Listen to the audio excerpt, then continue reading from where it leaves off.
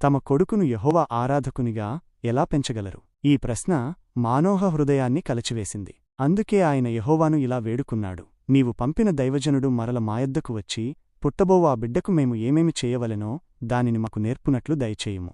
మానోహ ఎందుకలా ప్రార్థించాడో తల్లిదండ్రులందరికీ అర్థమయ్యే ఉంటుంది. మన పిల్లలు యెహోవా గురించి తెలుసుకుని ఆయన్ను ప్రేమించేలా సహాయం చేయాల్సిన బాధ్యత మనందరికీ ఉంది. సామెతలు 1-8. ఇది చాలా పెద్ద బాధ్యత, కాని చాలా విలువైన బాధ్యత కూడా. మనం ఈ బాధ్యతను ఎలా నెరవేర్చగలం? కుటుంబ ఆరాధనలో మన పిల్లలకు యెహోవా గురించి, బైబిలు గురించి నేర్పిస్తుండవచ్చు. ఇది చాలా ముఖ్యం.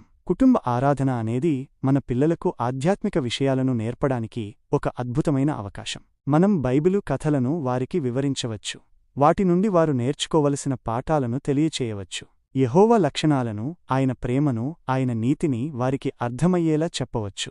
కాని కేవలం కుటుంబ ఆరాధనలో బైబిలు పాఠాలు చెప్పడం మాత్రమే సరిపోదు. మన పిల్లల మనసులో బైబిలు సత్యాలు నాటాలంటే అంతకంటే ఎక్కువే చెయ్యాలి. ద్వితీయోపదేశకాండము 6:6-9. ఈ లేఖనం మనకు ఒక ముఖ్యమైన సలహా ఇస్తుంది. నేను నేడు నీకాజ్ఞాపించు ఈ మాటలు నీ హృదయములో ఉండవలెను. నీవు వాటిని నీ పిల్లలకు శ్రద్ధగా బోధించి, నీవు నీ ఇంటిలో కూర్చుండినప్పుడు, త్రోవను నడిచినప్పుడు, పండుకొన్నప్పుడు, లేచినప్పుడు వాటిని గూర్చి మాటలాడుము. దీని అర్థమేమిటి?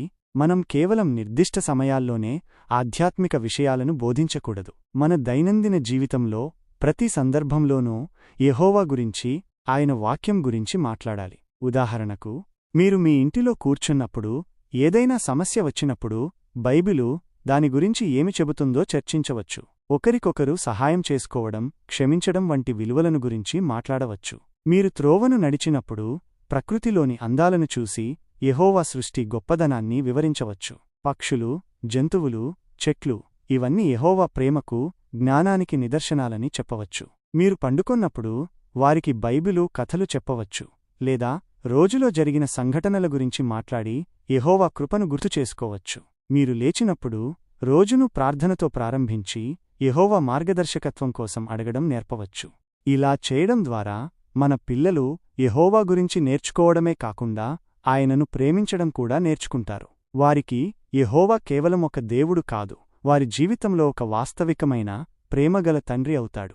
మానోహ ప్రార్థన మనకు ఒక ముఖ్యమైన పాఠాన్ని నేర్పుతుంది. మన పిల్లల ఆధ్యాత్మిక అభివృద్ధి గురించి మనం తీవ్రంగా ఆలోచించాలి. యెహోవాను సేవించేలా వారిని పెంచడమనేది మనకు దేవుడిచ్చిన ఒక గొప్ప బహుమతి మరియు బాధ్యత.